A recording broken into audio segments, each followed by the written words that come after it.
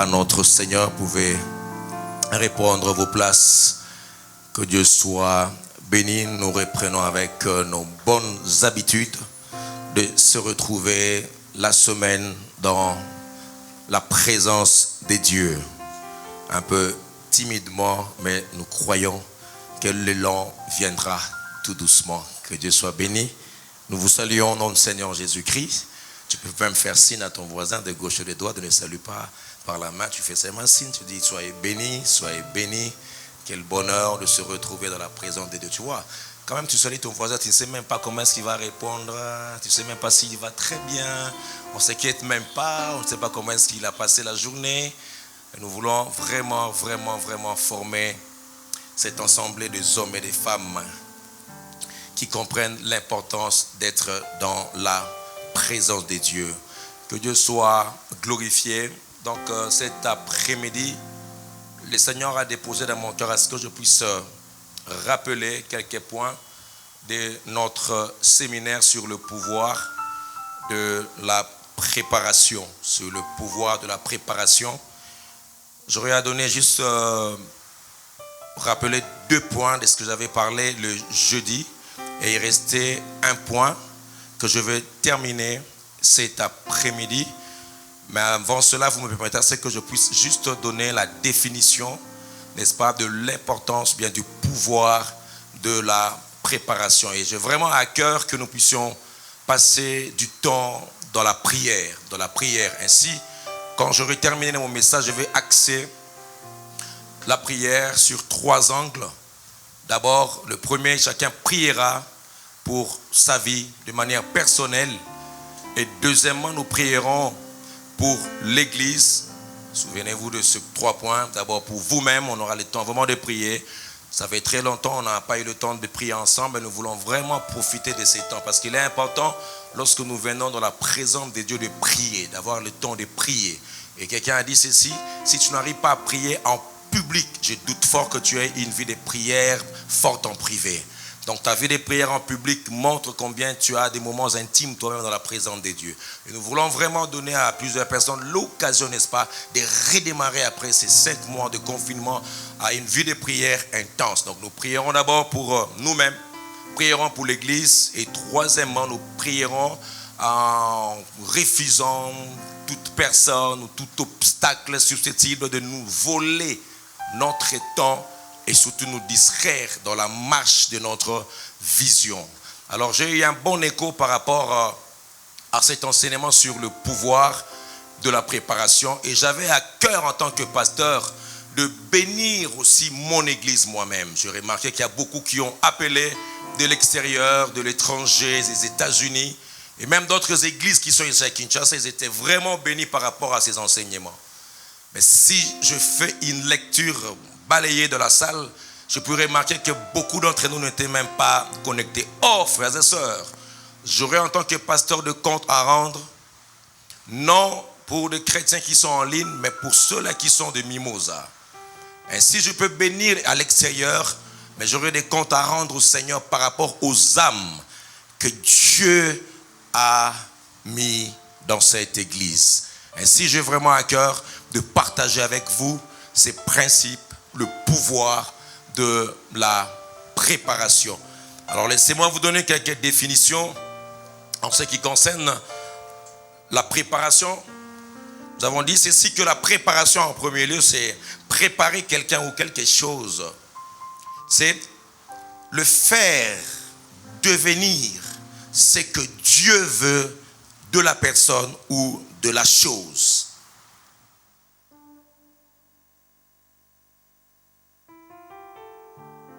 En cela, vous voyez les buts pour lesquels Dieu a créé la personne. Deuxièmement, préparer quelqu'un ou quelque chose est le fait de rendre la chose ou la personne prête de pouvoir accomplir son dessein. Accomplir son dessein.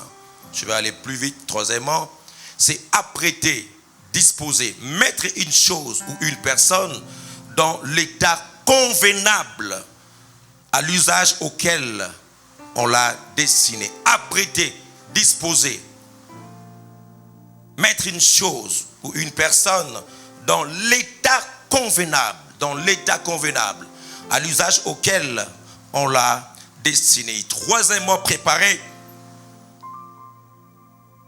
fait entendre l'idée de mettre dans une disposition propre à atteindre le but qu'on s'est proposé.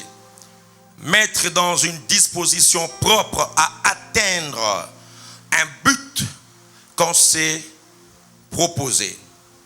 Et enfin, c'est installer, mettre en place les causes qui produiront des effets ultérieurs ou des résultats adéquats. Installer, mettre en place les causes qui produiront des effets ultérieurs ou des résultats adéquats. Et nous avons dit que la préparation est indispensable parce que notre Dieu, c'est un Dieu qui planifie, qui prépare les choses. Il ne fait pas des choses au hasard. Luc chapitre 1er, le verset 17. La Bible dit, il marchera. Nous voyons Dieu qui prépare la venue de Christ. On parle de Élie, plutôt de Jean-Baptiste. On dit, il marchera devant Dieu avec l'esprit et la puissance d'Élie pour ramener les cœurs de père vers les enfants et les rebelles à la sagesse des justes. J'aime la suite. Afin de préparer au Seigneur, voyez-vous, afin de préparer au Seigneur, je souligne ça dans ma Bible, un peuple bien disposé. Un peuple bien disposé. Ça, c'est le but pour lequel Jean-Baptiste est venu. Pour préparer le chemin du Messie. Pour préparer un peuple bien disposé. Et nous en parlerons même prochainement, comme nous avions dit, que la préparation, bien-aimés, c'est nous disponibiliser à recevoir ce pourquoi Dieu nous a appelés. Donc, préparer un peuple bien disposé pour atteindre le but pour lequel Dieu l'a appelé. C'est très important, frère, d'être préparé à tous égards. Parce que je crois que Dieu a des grandes choses à accomplir avec nous. Il n'a pas encore fini avec nous. D'où la préparation sera perpétuelle. Donc aujourd'hui, je me prépare pour demain. Le pouvoir de la préparation. Je t'entends des prières demandant au Seigneur que tout ce que Dieu t'entend vivre aujourd'hui soit comme une moule qui te prépare à l'image que Dieu a de toi. Alléluia. Qui te prépare à des grandes choses que Dieu s'apprête à faire dans notre église en tant que communauté. Ça veut dire que ma voix soit comme la voix de Jean-Baptiste. Préparer un peuple bien disposé. Vous savez, quand on n'est pas préparé à recevoir des bénédictions, cette bénédiction peut devenir une malédiction parce qu'on n'était pas préparé. Alléluia. Et je t'entends prier le Seigneur que Dieu puisse préparer nos cœurs. Un peuple bien disposé. Si je peux sortir, n'est-ce pas, du contexte de Jean-Baptiste pour actualiser ce soir, comme pour rappeler au peuple de Dieu, tu dois être disposé à rencontrer le Messie, à rencontrer le Seigneur. À l'occurrence, même ta manière de t'approcher de Dieu doit laisser entrevoir une certaine préparation. Alléluia. Et Jean-Baptiste, qu'est-ce qu'il avait comme message? La repentance.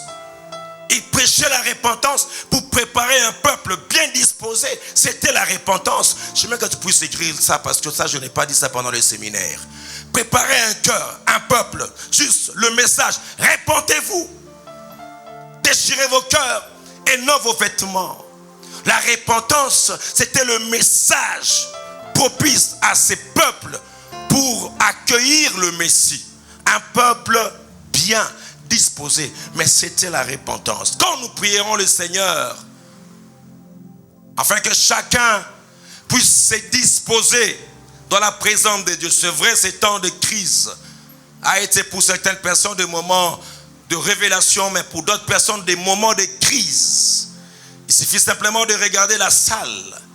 En tout cas, je m'imaginais lorsqu'on va redémarrer. Ça sera avec engouement, ça sera avec euphorie. Bien, les dimanches, c'est passé. Mais quand vous regardez la salle, vous sentez qu'il y a certaines personnes qui ont encore besoin d'être motivées.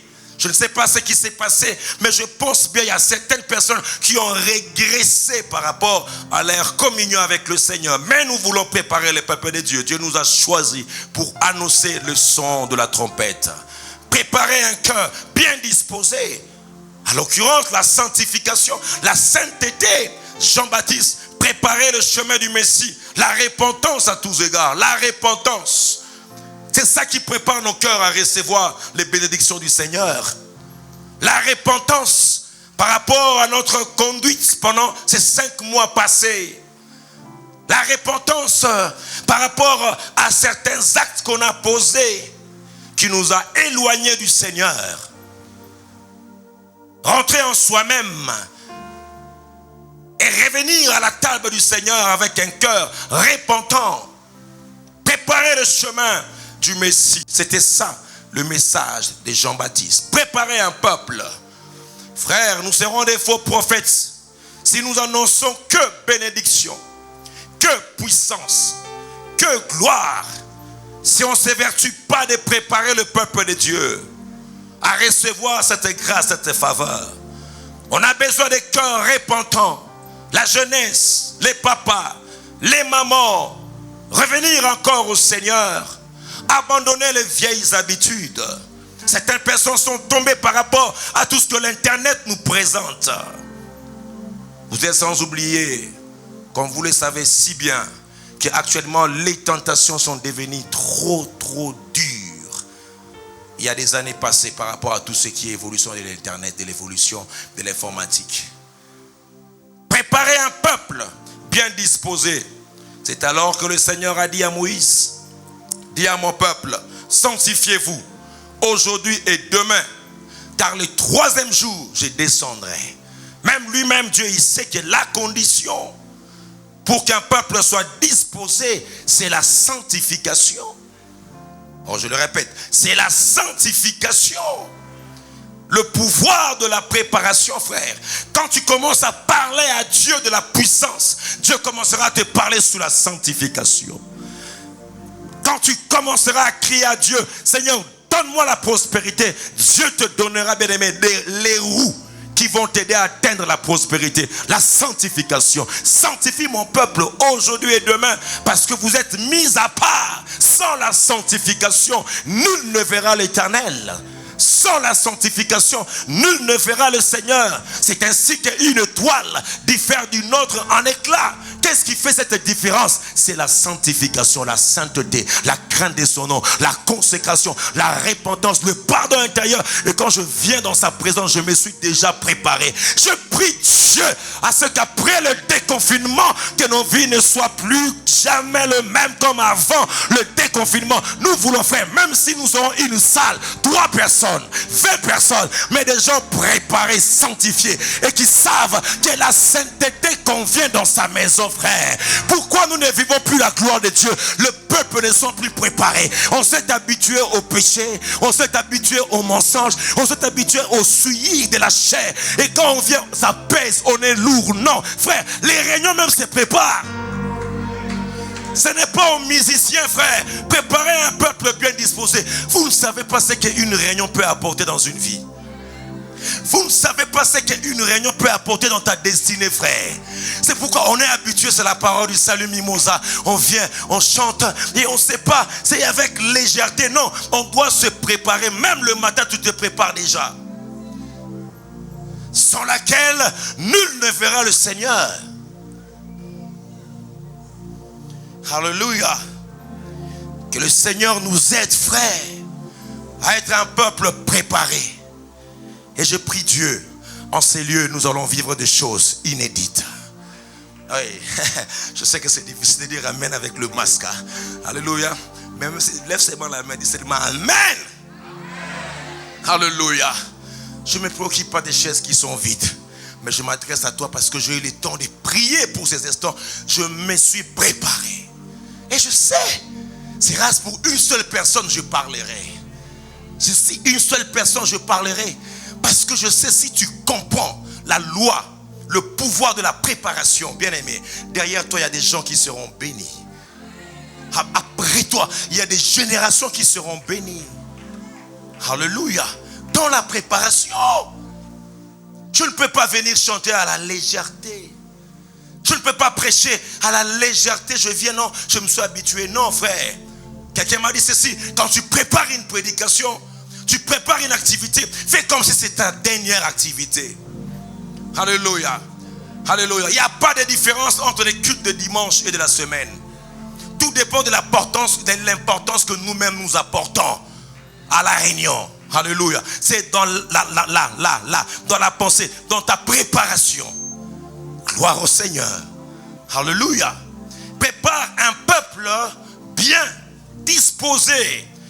Ça veut dire, Dieu voulait qu'un peuple soit disposé d'accueillir le Messie. Je fais la lecture, je suis allé en profondeur. J'ai dit, mais Seigneur, ce peuple qui a été préparé. Mais comment à la mort du Messie, il n'y en avait que 12 qui sont restés fidèles.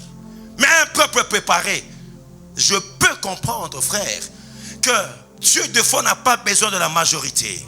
Non, non, on a dit un peuple bien préparé. Alors que la Bible dit dans Galates chapitre 3, je pense que le verset 4, lorsque les temps furent accomplis, Dieu a envoyé. Or, Jean-Baptiste a déjà préparé le chemin. Mais pourquoi à la mort du Christ, il n'avait que 12? À la résurrection, 120 personnes.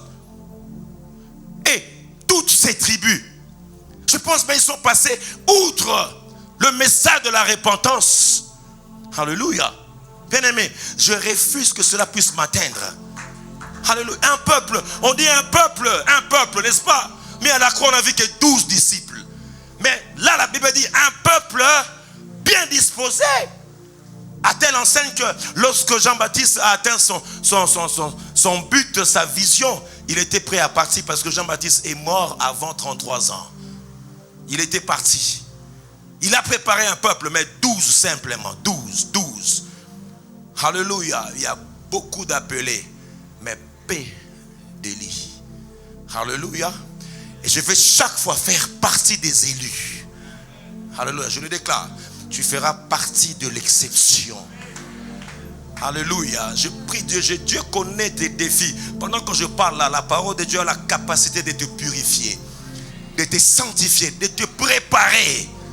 Alléluia. Dimanche est passé. Les victoires passées sont passées. Nous allons le voir. Mais je considère le présent comme un terrain de préparation pour mon avenir demain. Dans la sanctification, dans la crainte de Dieu, frère. Donc, on peut passer outre la visitation divine.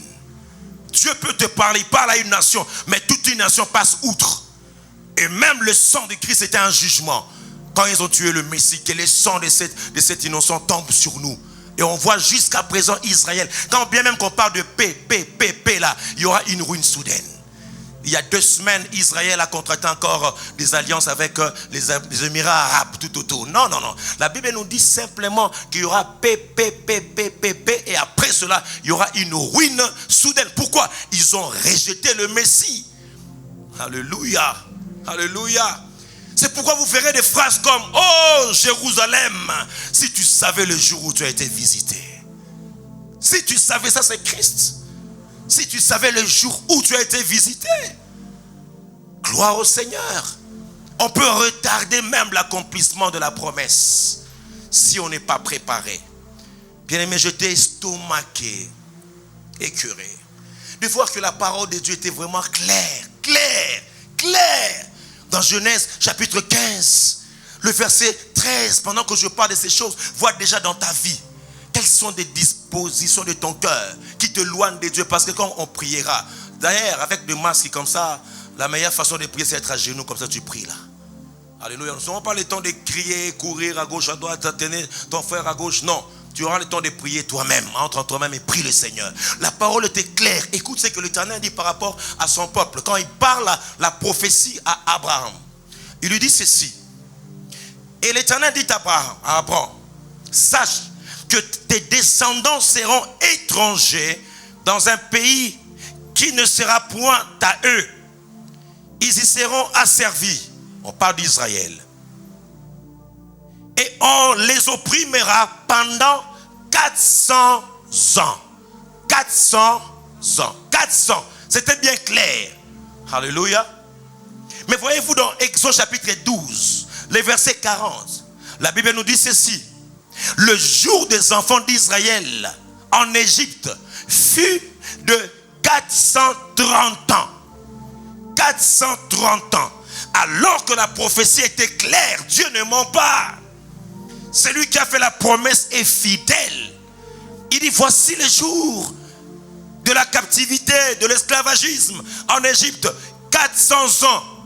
Mais la Bible mentionne très bien qu'ils n'ont pas fait 400 ans, 430 ans. Et 30 ans, c'est pas peu. 30 ans, c'est pas peu. Il y a 30 ans, j'avais 15 ans. Ouais. Alléluia. Il y a 30 ans, tu avais quel âge? 30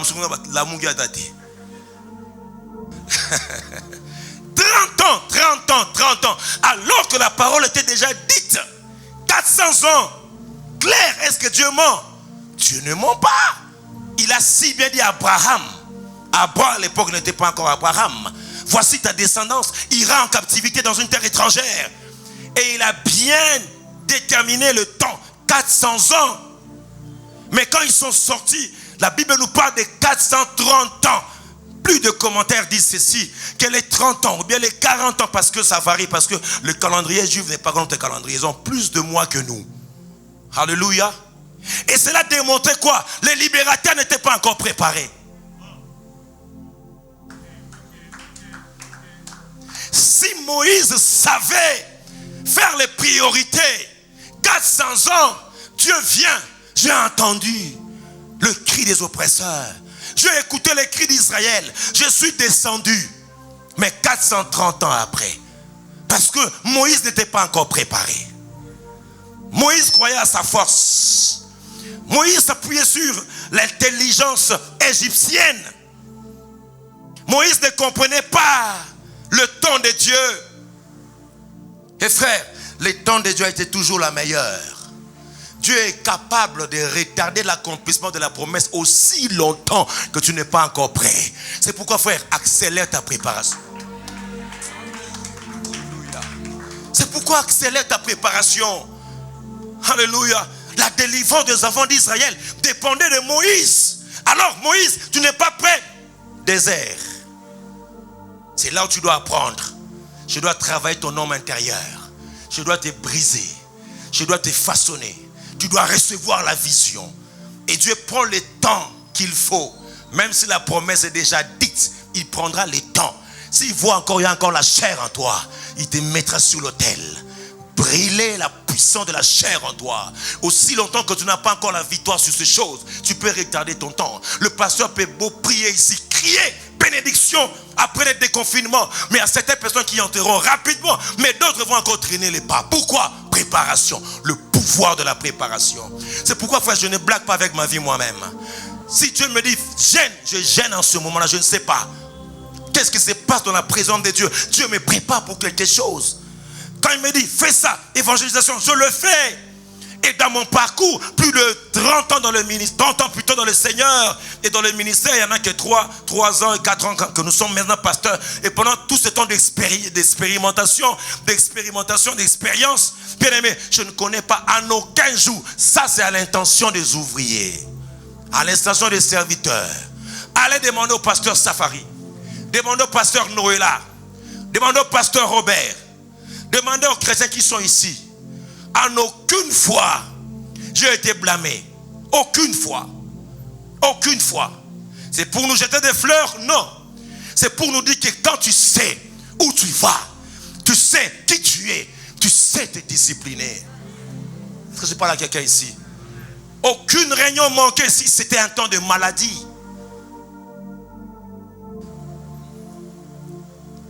Je prie le Seigneur que Dieu puisse nous aider.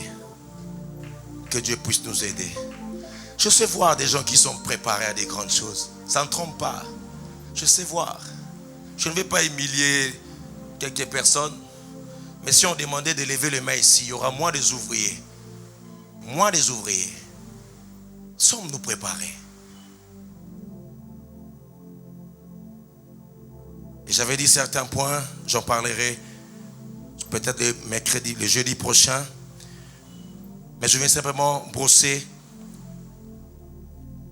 2 points de mon intervention du jeudi passé qui faisaient partie des implications de la préparation. J'avais donné quelques avantages, on verra ça le jeudi prochain, c'est que la préparation apporte plutôt. Et je parlais des implications de la préparation.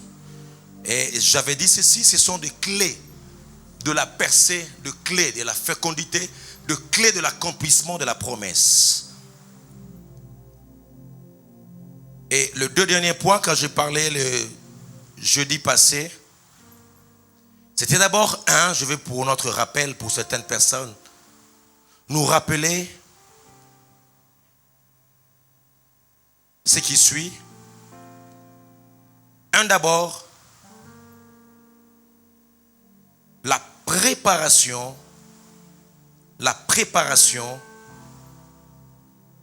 nous rend excellents. La préparation nous rend excellents. La préparation nous rend excellents. Je le dis tout haut parce que notre église a un appel. Je le répète, notre église a un appel.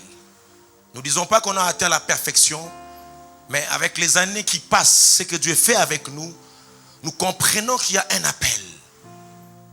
Un appel d'une église, d'une sorte de méga church. Alléluia. Boosté par l'excellence. Et ainsi par ricochet, dans chaque vision d'une église, n'est-ce pas? Alléluia, correspond également des mini-visions. Alléluia. Ça veut dire, chacun de nous, il y a cet ADN de chaque église se trouve dans les fidèles. Alléluia. Et c'est cet esprit d'excellence qui vous anime, auquel vous êtes appelés. Parce que celui qui a fait cette œuvre, c'est lui-même qui va vous perfectionner à l'excellence. Alléluia.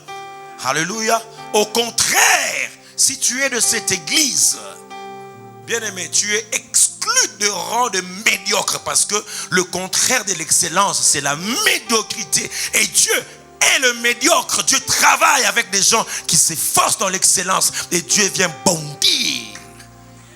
Alléluia. Dans cet élan pour nous amener à atteindre la vision pour laquelle Dieu nous a appelés.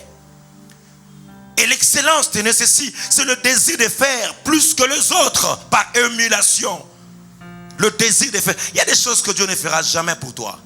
Oui. Il y a des choses que Dieu ne fera jamais pour toi. Il peut te délivrer. Il peut te donner la promesse. Mais en ce qui concerne travailler l'homme intérieur, tu dois être apte d'utiliser les potentiels que Dieu a déposés en toi. Les capacités pour perfectionner les grâces, les talents, le don que Dieu a déposé en toi. Parce que le monde ne cherche pas des médiocres. Bien-aimé, le monde ne te donnera jamais un cadeau sur un plateau. Non. Le monde, c'est un monde de défis. Dans le monde, il n'y a pas l'esprit de Dieu là-bas. C'est à l'église. Dans le monde, c'est les intérêts. Dans le monde, c'est les capacités. Dans le monde, frères et sœurs, c'est les habiletés. Alléluia. Et le monde ne va pas avoir pitié de toi. Non, je suis orphelin. Voilà, on te donne 2 millions. On te donne des comptes à banque parce que je suis... Non, si tu ne travailles pas, si tu n'excelles pas, tu restes au bas de l'échelle. Mais si tu travailles ce que tu as déposé en toi, tu oublies ce que tu es. Tu oublies ce que tu as vécu hier. Tu oublies les passés. Mais tu perfectionnes ce que Dieu t'a donné, frère. Le monde va te chercher. Le monde va t'acclamer. Du reste, dans les Jeux olympiques, on n'acclame pas les derniers. On acclame le premier. Alléluia.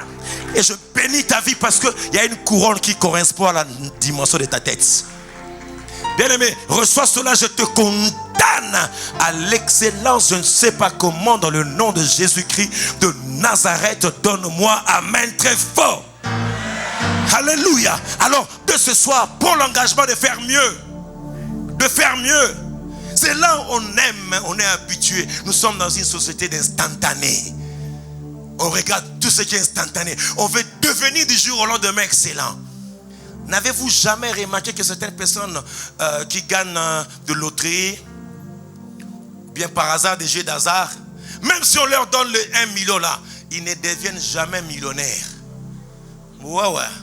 Est-ce que tu connais quelqu'un qui a gagné des trucs de hasard est devenu millionnaire jusqu'à présent. Il y a la loi d'attraction. Tellement qu'en lui il y a la médiocrité, l'argent va l'embêter. N'est-ce pas, professeur? Alléluia. L'argent va l'embêter. Donc, il pense 1000. Donc, je ne suis pas à l'aise. 2000, il te donne. 3000, il te donne. Jusqu'à ce que quand il va devenir pauvre, à son niveau là, il y a maintenant équilibre. Alléluia. Papa Tom peut vous dire ici, il y a des gens qui ont touché des millions dans ce pays. Surtout en politique. Mais après avoir dilapidé tout, ils se retrouvent par terre. La loi de la correspondance. C'est pourquoi, frère, quand tu viens dans des réunions comme celle-ci, nous réformentons ta manière de voir les choses. Est-ce que je parle à quelqu'un ici? Que Dieu t'appelle à l'excellence, à des grandes choses. Tu es déjà préparé. Quand tu arriveras, tu vas demeurer. Je dis, tu vas demeurer dans le nom de Jésus. Alléluia. C'est pourquoi, frère, RDC, il est important de soutenir les églises. Même si personne ne dit amen, je dis amen à ma place moi-même. Alléluia. J'ai devant moi des juristes, des comptables. J'ai devant moi des hommes d'affaires. J'ai devant moi des médecins. J'ai devant moi, n'est-ce pas, des entrepreneurs. Bien-aimés, pendant 2 heures, s'asseoir et écouter ces choses, te rappelant que tu peux faire mieux dans ton domaine. Enfin, ce n'est pas dans une institution quelconque, non. Alléluia. Nous sommes partenaires de l'église. Nous préparons l'élite de demain. Que dis-je? L'élite d'aujourd'hui à l'église par des paroles de prophétie, des paroles d'encouragement pour te dire, étant chrétien, tu peux exceller là où le médecin se trouve qui sont des païens. Tu peux exceller partout où se trouve le païen. C'est pourquoi, frère, la maison de l'Éternel sera hautement élevée. En d'autres termes, la vie de croyants, des chrétiens, doivent briller plus que de païens, plus que ceux-là qui ne comprennent pas que nous sommes bien-aimés dans la maison de Dieu, enfants de Dieu, par surcroît. C'est pourquoi je déclare, même si tu te retrouves à Babylone, comme Shadrach, Meshach, Abednego, je déclare, même si ton lieu de travail est comme une fournaise, même si ton lieu de travail de ta maison est comme Babylone la grande, même si dans ton travail il y a comme des Nabuchodonosor, il y a une fournaise ardente, je déclare et je confesse que ces paroles ne sont pas vaines, que tu puisses faire la différence. Car la Bible déclare ceci: on trouvait à Daniel, à Shadrach, à Meshach, un esprit supérieur, à telle enseigne que le satrape tout réuni, le magicien tout réuni, il n'arrivait pas à égaler l'un d'eux, frères et sœurs. Nous sommes dans l'Ancien Testament, nous sommes dans Daniel, dans l'Ancien Testament, mais nous sommes dans le Nouveau Testament. Le monde attend la révélation des fils des hommes. Ce que Dieu mettra en toi, bien-aimé, marquera ta distinction, l'excellence à tous égards. Est-ce que je parle à quelqu'un ici? Je reçois, bien-aimé, des témoignages. Les gens qui sont promis. Comment? Je ne sais même. Pendant le confinement, ça c'est la loi de l'exception, la loi de la préparation à l'excellence, frère. Nous étions bénis pendant les confinements. Les gens qui ont conçu pendant les confinements, des gens qui sont promus pendant les confinements, frère. Ça laisse entrevoir que nous sommes appelés à l'excellence. Et j'annonce, frères et sœurs, qu'à partir de ce soir, malgré les temps difficiles, bien aimé, il y aura une grâce particulière. Alléluia. On te cherchera seulement toi. Ouh, tu ne m'as pas donné amen, hein? Bien aimé, toi tu es béni. Les amis qui ont suivi les séminaires, je n'ai pas dit ça, tout ça, non. Alléluia. J'ai dit, toi tu es béni. Reçois un mariage excellent. Ils ne sont pas là, ils sont ici. Je dis, reçois une promotion excellente. Ils sont ici devant. Je déclare, frère, reçois, sois prêt à recevoir, car la Bible dit tout don parfait. Alléluia. Et quand Dieu te donne, il ne te donne pas des choses médiocres. Il ne peut aller que dans son magasin. Et dans son magasin, on a dit que tout don parfait et toute grâce, c'est déjà une grâce. Mais on ajoute encore, toute grâce excellente vient d'en haut, du Père de lumière, chez lequel, bien aimé, tous les démons de ta famille qui t'ont condamné à la médiocrité. Tu sens une certaine médiocrité, des limitations. C'est pourquoi Dieu nous délivre pour être excellent. Alléluia. Il ne t'a pas sauvé, bien-aimé, pour être médiocre à l'église. Non. Il t'a sauvé pour que tu manifestes l'excellence de Dieu. Partout où Dieu te conduira, partout où Dieu va te placer. C'est pourquoi je le déclare en prophétisant. Ça sera ni par la force, ni par la puissance, mais par mon esprit. À qui je parle, à qui cette parole va s'adresser maintenant. Vous verrez désormais la différence entre ceux qui me craignent et ceux qui ne me craignent pas. Je ne suis pas une source trompeuse.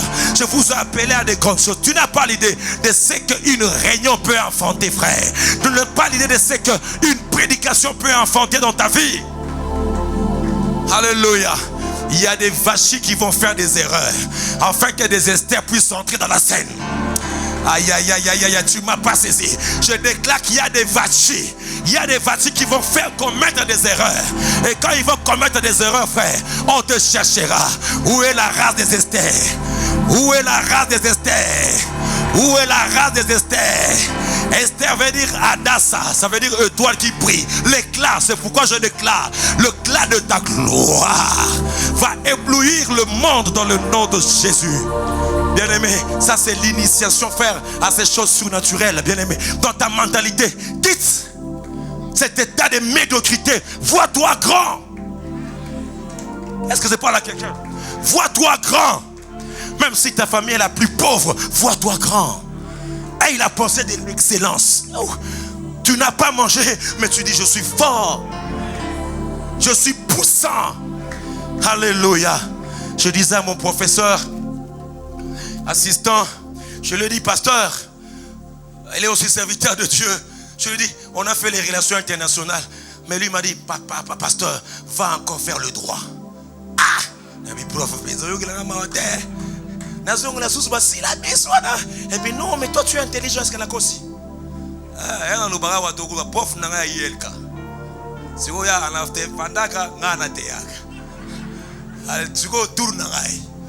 Alléluia. Et mon examen comme un kanda sérieux. Alléluia.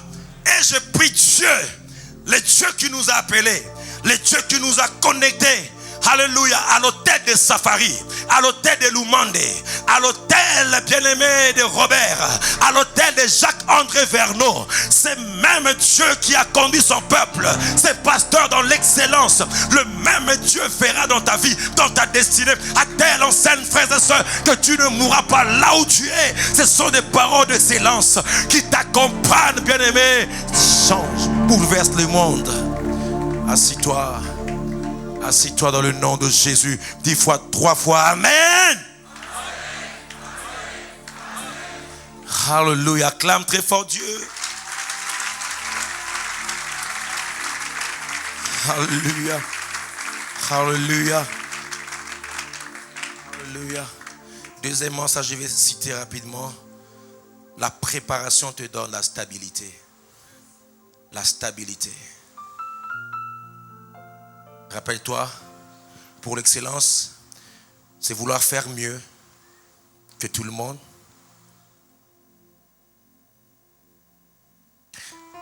Deuxièmement, l'excellence, je révèle d'abord l'excellence, c'est la poursuite de la grandeur dans tout ce que vous faites. La poursuite de la grandeur dans tout ce que vous faites. Troisièmement, c'est la quête de la perfection. Quatrièmement, c'est, ça j'aime, la professionnalisation de votre activité. Yes. La professionnalisation de votre activité. Sois professionnel dans tout ce que tu fais. Alléluia. Ce sont des choses que Dieu ne peut pas faire pour toi. Et toi-même cherche à être professionnel. Nous sommes venus village. Alléluia. Apprends à t'acclamer toi-même. Et ne définis pas ta vie par rapport aux éloges d'autres personnes. Non, les gens peuvent t'acclamer aujourd'hui les mêmes hier qui t'ont injurié. Ils t'acclament aujourd'hui. Demain, ils vont te trahir. Alléluia. C'est pourquoi toi-même professionnalise ce que tu as. Valorise, en d'autres termes, valorise ça, le PIB. Donc ça veut dire le produit brut là, que tu as là. Toi-même, valorise ça. Je ne sais pas comment vous le dire, mais Dieu te donnera l'inspiration à valoriser ton talent. Alléluia. En fait, que la grâce de Dieu se manifeste dans ta vie, dans ta destinée. Parce que tout le monde jouait la harpe. Tout le monde jouait la harpe en Israël. Il y avait des joueurs de harpe. Il y en avait. Mais il y a quelqu'un qui était professionnel. Tout le monde jouait la harpe. Et quand l'esprit tourmentait Saül, la Bible dit même, cherchez un joueur. Pas le joueur. Un joueur. Ça veut dire qu'il y en avait plusieurs. Et on a regardé tel. Ah, mon ama bosso. Abet a gagné ma gamme déclassée. Mon ananyo, il y a mambri koko. Il y a bien, mais tout n'a pas on dit vis mo. Ça passe. Nanyoyo, Kingotolo, Yesu bozuye, mbongo nan. So ezate, abimarate. Il y avait des joueurs de harpe. Kabengele Chibuabwa. Yesu bobengie. Wana abdana blambata. Kabengele Chibuabwa. Alléluia.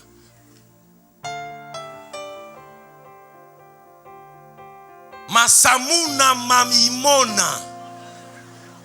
Yesu bobengie kaka vous l'appelez. Ah! Nanda kwa roi. Kamunuko. Emba di pange bakangangai.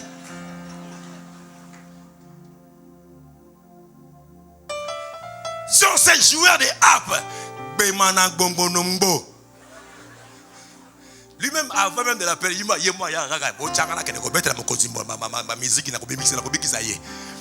il y a un de la race de Juda. David, lui prenait le temps de jouer bien la harpe. Et quand il jouait, il faisait bien. La différence c'est que les autres, peut-être, ils sont déjà allés dans la cour du roi. Mais les démons n'étaient pas sortis. Ça, je crois bien. Mais jusqu'à ce qu'un jour, lorsque quelqu'un qui joue différemment est entré, pendant qu'il jouait là, quelque chose s'est passé dans les entrailles de Saül. Le roi sentait les démons quitter son corps. C'est ça qui fait la différence. C'est que quelqu'un qui joue professionnellement et quelqu'un qui a l'onction du Saint-Esprit, il fait la différence. Donne-moi 3 fois amen. On cherchera ton talent, tu n'es pas là. On cherchera ton intelligence, tu n'es pas là. On cherchera ton temps, tu n'es pas là. Que tu joues mieux, on te cherchera toi. Ta harpe, joue seulement. Même si tes téléspectateurs sont des bœufs, des boucs, mais toi joue simplement. Même si aucune brebis ne danse, mais toi joue seulement la harpe. Même si bien aimé ton auditoire n'est pas à l'estrade, tu es derrière les troupeaux, mais tu joues simplement la harpe. Même si frère personne ne te voit dans ta chambre, quand tu pries là, tu joues la harpe. Un jour viendra, l'opportunité va rencontrer la préparation, ainsi les succès.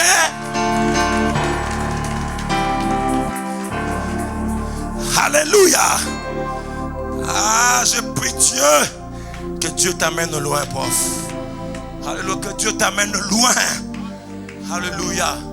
Frère, les temps qui courent, c'est les temps de l'église.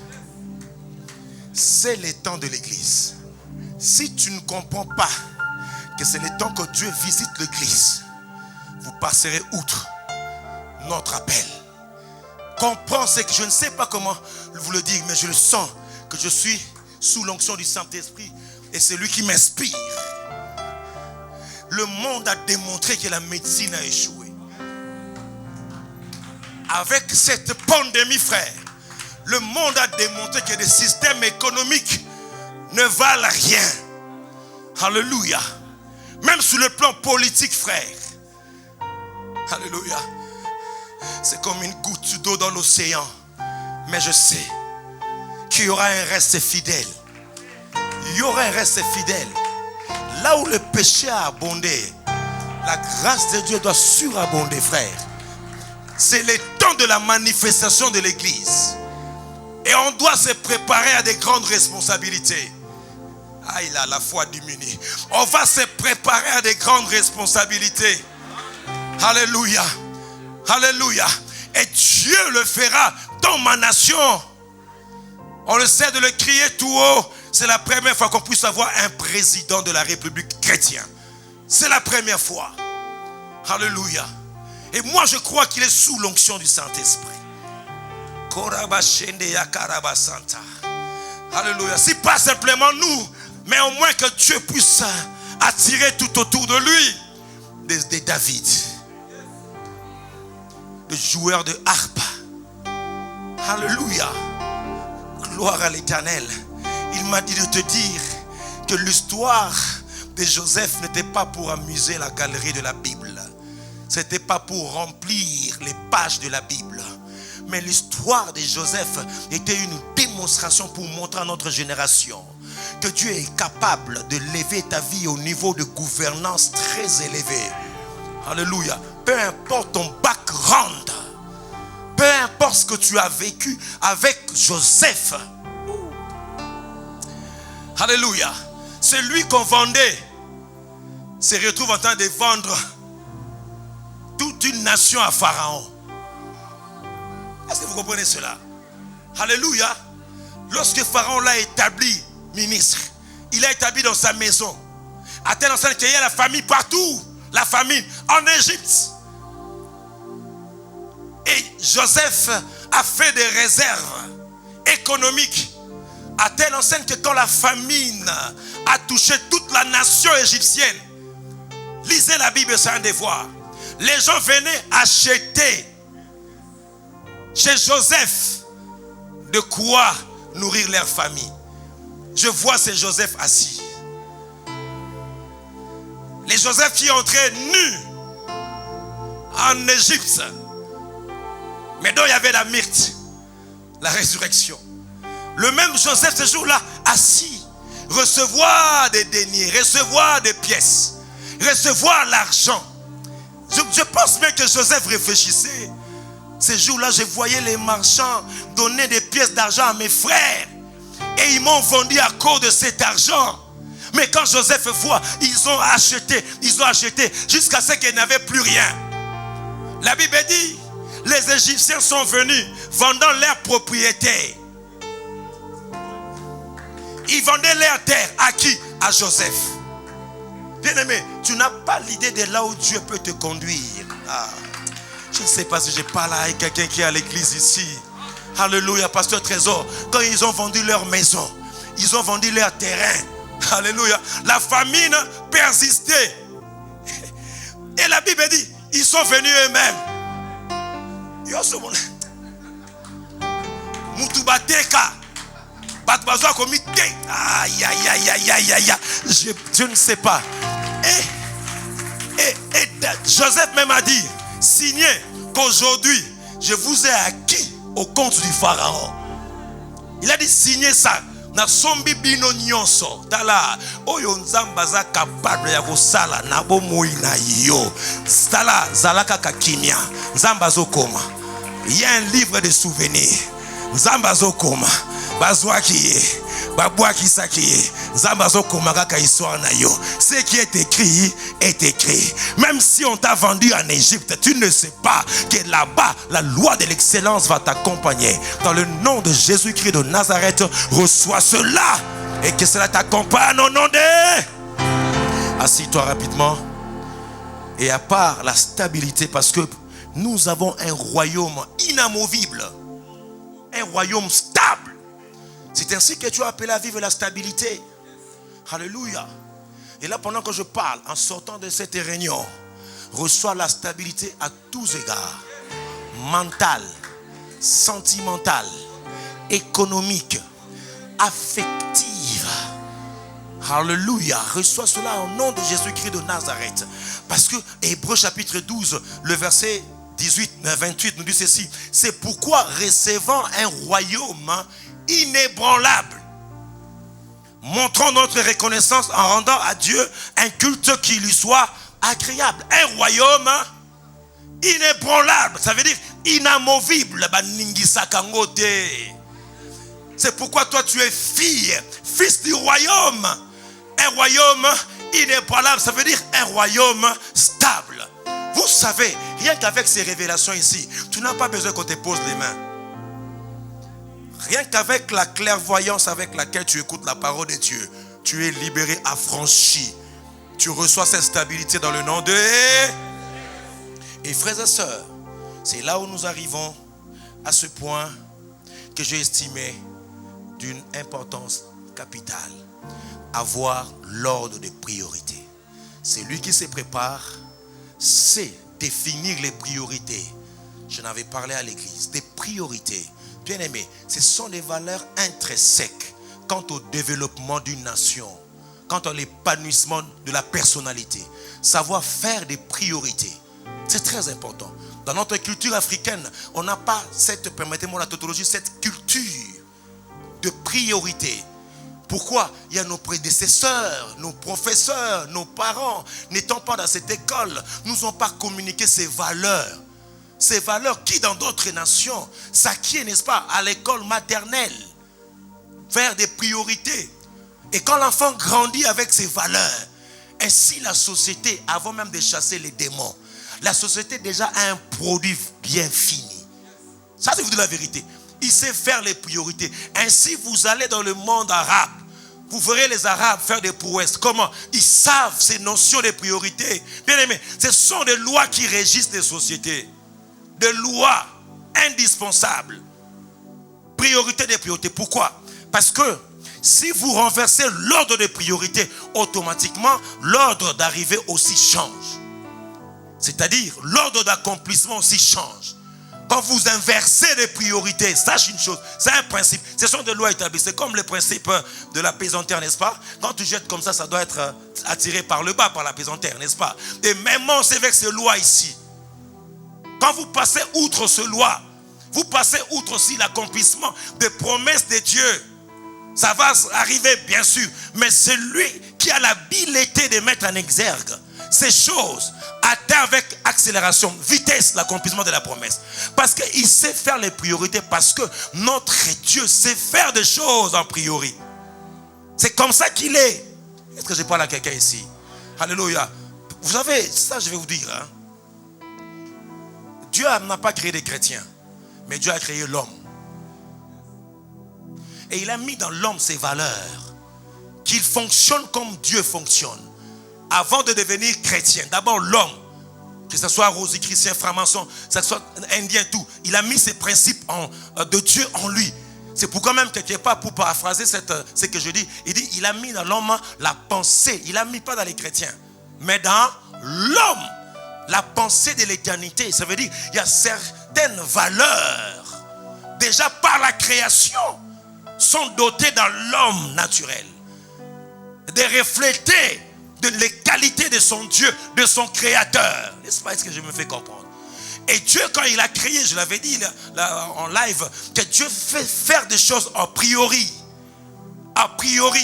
Parce que quand tu sais faire des choses a priori, alléluia, tu respectes l'ordre de priorité. C'est ça qui va conditionner le reste. C'est ça qui soutient le reste. Les choses qu'on fait en premier. Ne pas faire la chose importante, mais plus importante. C'est ça la priori. Alléluia. Et remarquez même dans la création, ça j'ai beaucoup aimé. Lorsque Dieu fait des choses, et j'avais dit ceci, que l'élément, n'est-ce pas, actif, si je peux dire ainsi, de sa création, c'est l'homme. Il voulait créer l'homme à son image et à sa ressemblance. Mais remarquez que même dans la création, Dieu n'a pas commencé directement à créer l'homme, non. Il savait créer des choses a priori. Alléluia. Il sait que ce que je fais en premier conditionne les restes. Le pouvoir de la préparation. Alléluia. C'est pourquoi Dieu savait, pour que l'homme soit dans un jardin verdoyant, fleurissant, il faut d'abord qu'il y ait quoi? La verdure. Alléluia. Il a pourvu à la verdure. Pour que la verdure ait la photosynthèse. Pour que les animaux là, auprès de qui l'homme doit dominer, régner, soit créé, soit en bonne santé. La première chose que Dieu a créée, que la lumière soit. Parce que la lumière conditionne l'écologie du monde. Est-ce que je parle à quelqu'un? Est-ce que je parle à quelqu'un?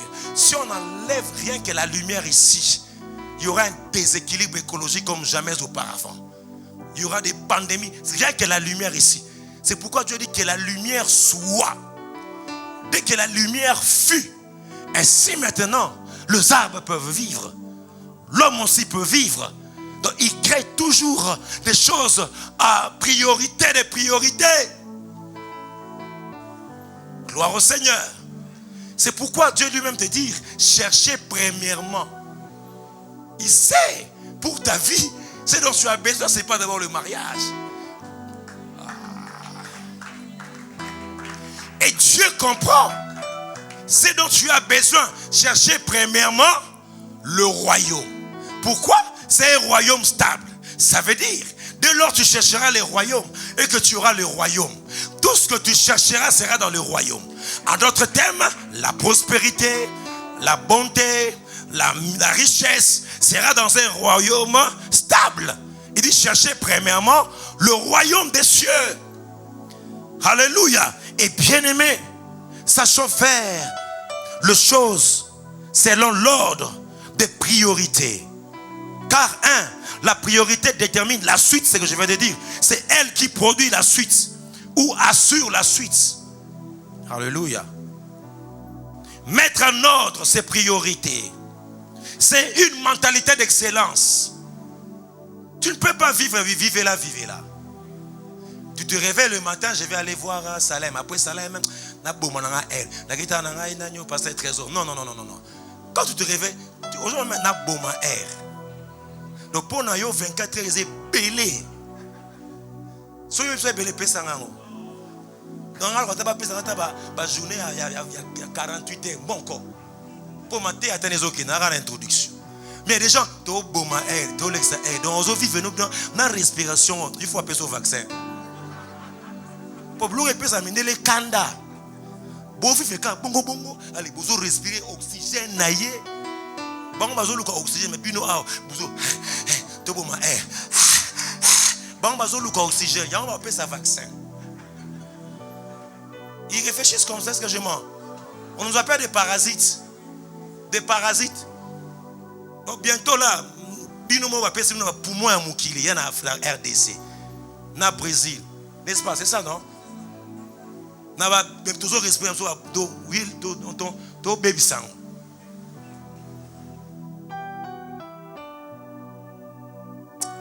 Ah Jésus Christ nous salabani. Ça m'appelle ça sur ma casse. Alléluia. Tu comprends les biloko ya ba priorité. On l'a pris dans salle à boy. On prier nanu. Na bonde nanu. Après ça, ça na agenda. On a kutu tika. On a kutu tika na yo. To kumula nguma teya. Tana na ba agenda lundi. Ma commune priorité des priorités. Prédication. Pasteur parfait. Na 12 heures, na agenda commis 12 heures. Mais a commis numéro 1. L'excellence. Dans la force, oh, Mundele n'a pas tant de ça l'agenda. Mundele a ça l'agenda. Pour nous, ça va passer dans l'air. Mais wapi. Dieu va nous aider. Alléluia. Alléluia. Et moi-même, y compris, hein. Dans un agenda belé, il y a ma théa. En 2019, au Kotibo, il y a Danilo, il y a Nani mercredi, il y a passé trésor jeudi. Alléluia. Que Dieu puisse nous aider. Et il y a même parce que c'est dans nos téléphones, dans des agendas électroniques. Alléluia. Et il y a qui s'est eu herbe au salaboué. Visite Panagno. Pas président. Non, la sonnerie. Les autres qui n'ont pas fait. Le téléphone, il ne sonnera jamais. Sonnerie agenda. Il sonnera jamais. Il y a rêvé que vous êtes au Kanyao. Il y a rêvé tout au Lamukata. Ata et au Lamuka. Au Kanyao. Au Betpa Langa, Sharayaka, Yavaza. Alamuka Naba. Naba 5. Oh, 5 est belé. Naba 5. Alléluia. C'est pourquoi, quand un chrétien se réveille, ce qui est prioritaire, d'abord le royaume. Fléchis les genoux. Prie Dieu. Prépare ta journée. tu verras les choses qui vont se manifester dans ta vie. Quelqu'un peut acclamer très fort le Seigneur.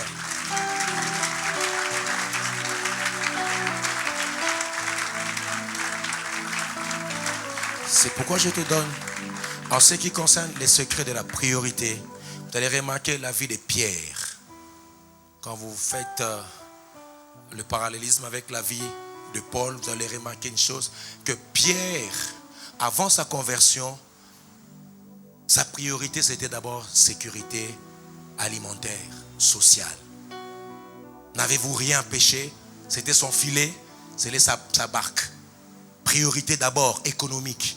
Et quand Dieu l'a appelé en disant ceci, je te ferai pécheur d'hommes. Et après la crise, quand le Seigneur est parti, Pierre a retrouvé sa priorité selon lui. 3 ans après, le maître est parti. Il dit non, c'est fini pour cet homme. Je reprends ce qui est pour moi prioritaire. Il a dit même à certains disciples, allons pécher. Vous vous rappelez cet épisode-là? Allons pécher. Il a même entraîné les disciples de Christ. Et ils sont partis pêcher avec lui. Il a récupéré son filet. Il suivait Jésus. Il avait abandonné son filet, mais il avait gardé ça quelque part, au cas où. Ça, c'est Pierre. Le Seigneur dit, non, je te ferai pécheur d'hommes. Il abandonne ses filets, n'est-ce pas? Azo landaye. Mais azo yebela. A tiki filet. Na Israël, a bomba qui on a likolo kuna. On ne sait jamais. Et un jour, Jésus ose dire, hein, je vais partir, je vais mourir. Non.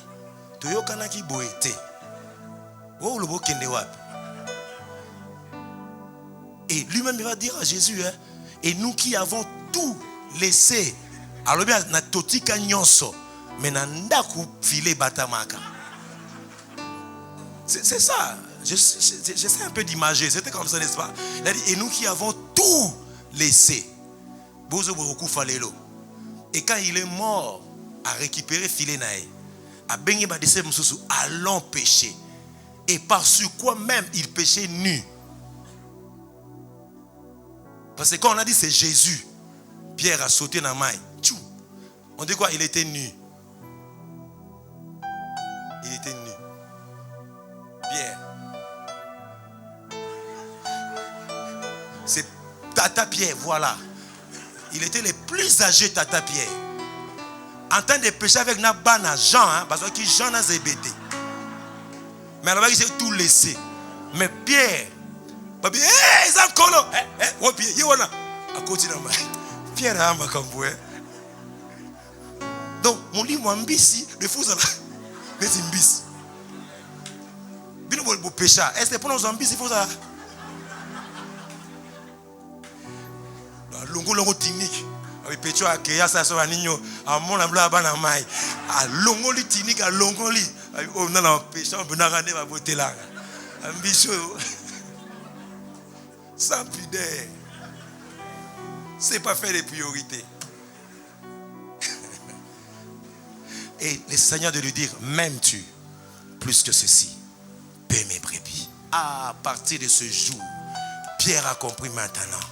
La priorité pour moi, ce n'est pas ma sécurité sociale.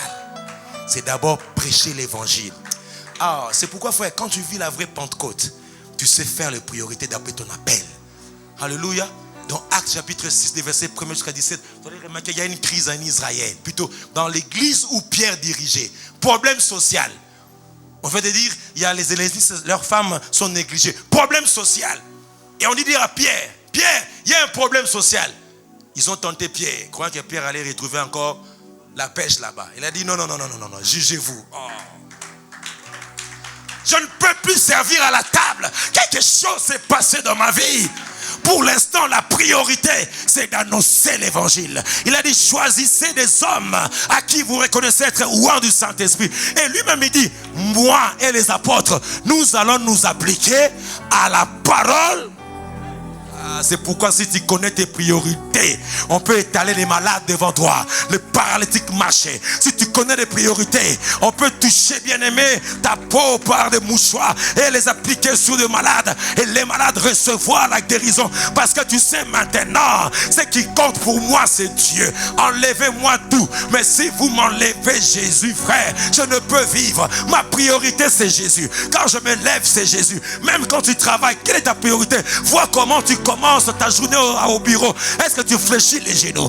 Est-ce que tu lèves les mains? Ce sont des petites choses, mais qui montrent ta priorité. La priorité en ces temps-ci, je bénis ta vie, frère. Tu as compris que le jeudi, tu dois être à l'église. Ça semble être peu de choses, mais ça compte devant le Seigneur. Alléluia. Je vis des ouvriers ici. Quand on venait avec le chauffeur, des ouvriers ici. Pour eux, cette activité prioritaire, c'est le travail.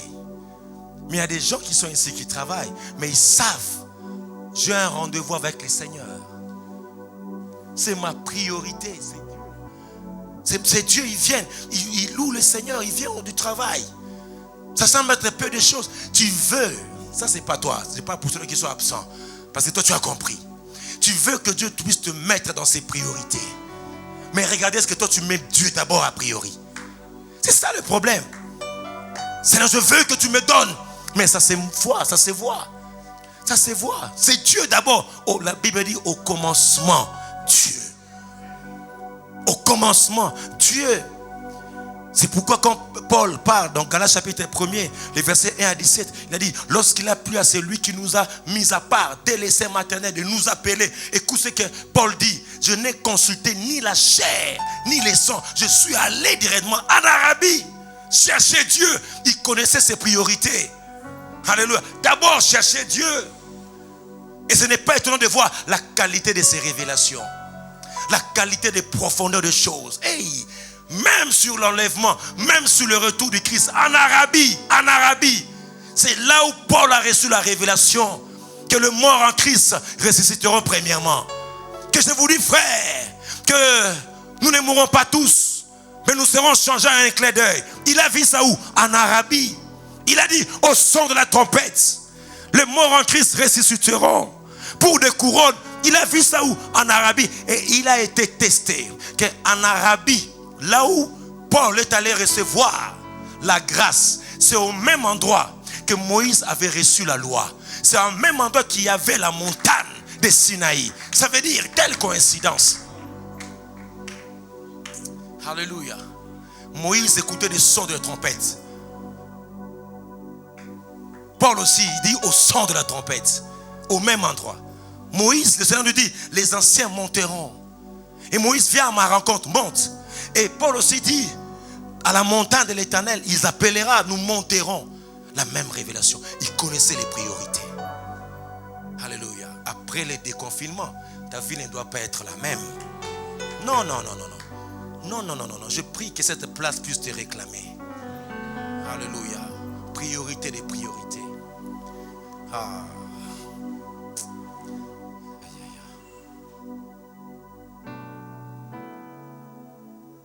Je pense que je vais parler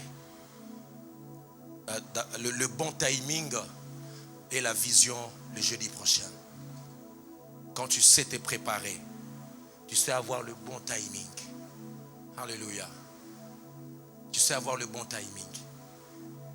Parce que tu te prépares. Et tu arriveras au bon moment. Et je prie le Seigneur, tu ne manqueras pas à l'opportunité de rencontrer ta vision et ta révélation. C'est très important. Je vais en parler le jeudi prochain.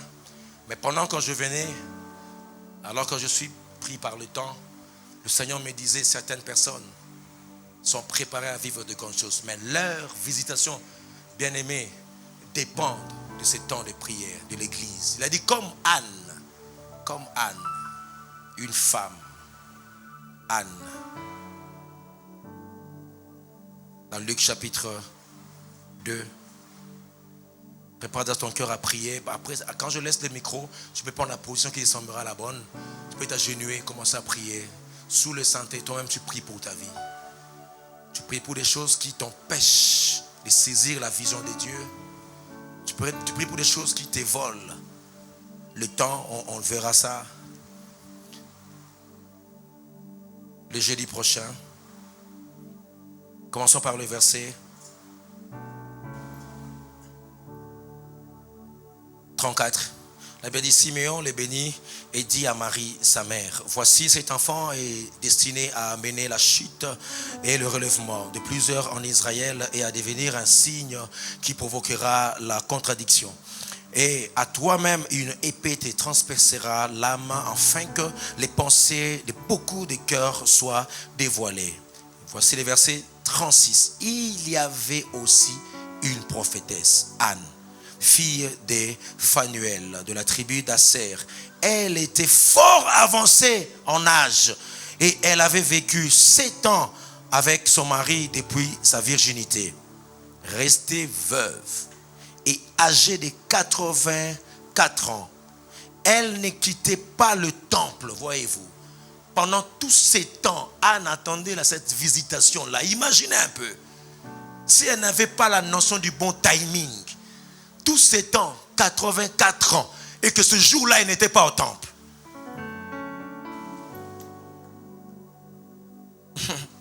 Ne quittez pas le temple. Et elle servait Dieu nuit et jour, dans le jeûne et dans la prière. Étant survenue sa gemme, elle aussi, à cette même heure, après 84 ans, et ce jour-là, elle est venue. Le Seigneur m'a déposé ça dans mon cœur en disant à certaines personnes, même si pas à l'église, mais ne manque pas l'opportunité de ta percée. Tu auras le bon timing, tu arriveras au moment opportun. Alléluia. Elle servait Dieu. Et aussi, en cette même-là, elle louait Dieu et elle parlait de Jésus à tous ceux qui attendaient la délivrance de Jérusalem. Quelqu'un était béni ce soir? Est-ce que tu peux te mettre debout? Acclame très fort Dieu, acclame très fort Dieu. La préparation, prends un temps, prépare-toi déjà à chercher Dieu. Je ne sais pas quelle position te semblera la meilleure, mais j'aimerais que tu puisses prier. Prier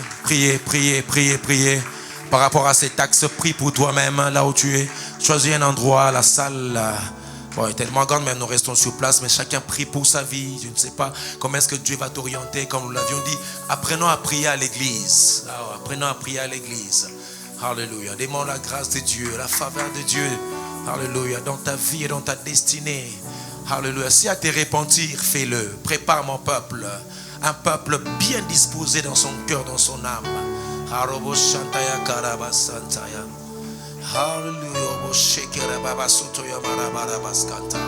Bien-aimé, prépare ton cœur toi-même, seul, dans la présence de Dieu. Oh.